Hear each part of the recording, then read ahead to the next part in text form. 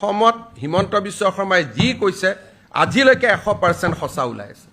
আপুনিতো মোক এইটো প্ৰশ্ন কৰিবই লাজ লাগিব লাগে, কাৰণ আপোনালোকে জিন্তু গগৈৰ মৃত্যুৰ কথা পাহৰি গৈছে, পেহেলগামৰ 22জন মানুহৰ মৃত্যুৰ কথা পাহৰি গৈছে।